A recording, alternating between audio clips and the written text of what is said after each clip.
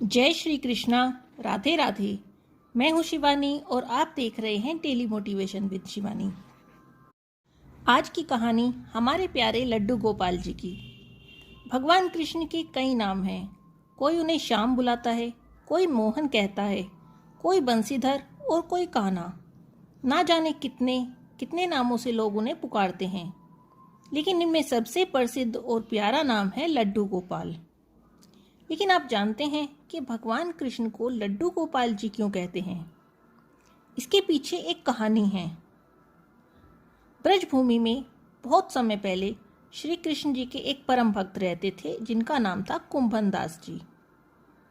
उनका एक पुत्र था जिसका नाम था रघुनंदन। कुंभन दास जी के पास बांसुरी बजाते हुए श्री कृष्ण जी का एक विग्रह था। वे हर समय प्रभु की भक्ति में लीन रहते, पूरे नियम से भगवान कृष्ण की सेवा करते, उन्हें छोड़कर कहीं भी नहीं जाते कि कहीं उनकी सेवा में कोई विघ्न ना आ जाए। एक दिन की बात है, वृंदावन से उनके लिए भागवत कथा करने का न्योता आया, लेकिन कुंभन दास जी ने मना कर दिया। उन्हें लगा कि भागवत कथा करने जाऊंगा तो मेरे कृष्ण भगवान की सेवा में विघ्न आ जाएगा। पर लोगों ने जोर दिया तो वे जाने के लिए तैयार हो गए। उन्होंने सोचा कि मैं भगवान की सेवा की सारी तैयारी करके, उनकी सारी सेवा करके तब जाया करूंगा और कथा करके रोज वापस लौट कर आकर फिर भगवान की सेवा करूंगा। भगवान की सेवा का नियम भी नहीं छूटेगा और भागवत कथा का न्योता भी पूरा हो जाएगा। बस फिर क्या था, उन्होंने सुबह उठकर भगवान कृष्ण की सुबह की सारी सेवा कर दी, उन्हें स्नान करा दिया, सब काम कर दिया। दोपहर के लिए भोग भी बनाकर रख दिया। उसके बाद उन्होंने अपने बेटे रघुनंदन दास जी को बुलाया और उन्हें समझा दिया, देखो बेटा, भोग मैंने बना दिया है, तुम ठाकुर जी को समय पर भोग लगा देना। रघुनंदन दास जी को समझाकर कुंभन दास जी चले गए।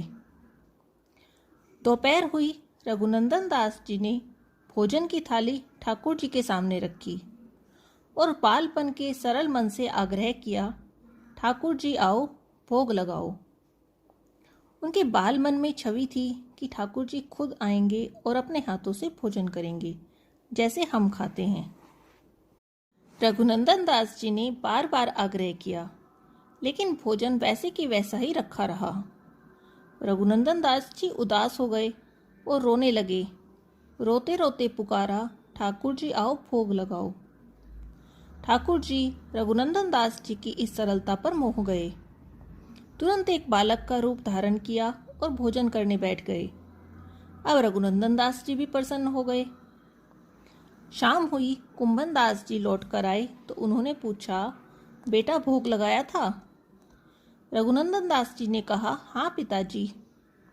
उन्होंने कहा, तो चलो मुझे भी प्रसाद खिला दो। रघुनंदन दास जी बोले, प्रसाद कैसे खिला दूं? ठाकुर जी ने तो सारा खाना खा लिया। कुंभन दास जी ने सोचा, बच्चा है, भूख लगी होगी तो उसने खा लिया होगा, पर यह तो रोज का नियम हो गया।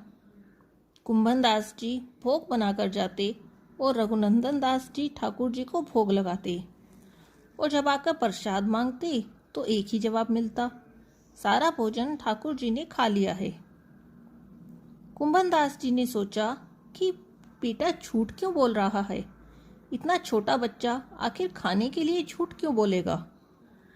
उन्होंने सोचा, आज मैं चेक करूंगा, मैं देखूंगा।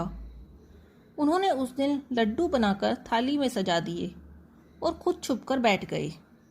सोचने लगे कि आज देखूंगा होता क्या है। दोपहर हुई, रघुनंदन दास जी ने रोज की तरह ठाकुर जी के सामने भोग की थाली रखी, ठाकुर जी को बुलाया। अब ठाकुर जी तो रोज बालक के रूप में आकर खाना खाते थे, तो आज भी आ गए। ठाकुर जी बालक के रूप में आए और लड्डू खाने लगे। अभी उन्होंने लड्डू हाथ में उठाया ही था, मुंह तक लेकर जाने वाले थे, इतने में ही कुंभन दास जी दौड़ते हुए आए और प्रभु के चरणों में गिर गए। उस समय ठाकुर जी जिस रूप में थे, बालक स्वरूप, एक हाथ में लड्डू, उसी स्वरूप में जड़ हो गए और उसके बाद से उनकी इसी रूप में पूजा होने लगी उनका नाम लड्डू गोपाल जी पड़ गया। सब उन्हें लड्डू गोपाल कहने लगे। एक बार प्रेम से कहिए, लड्डू गोपाल जी की जय हो।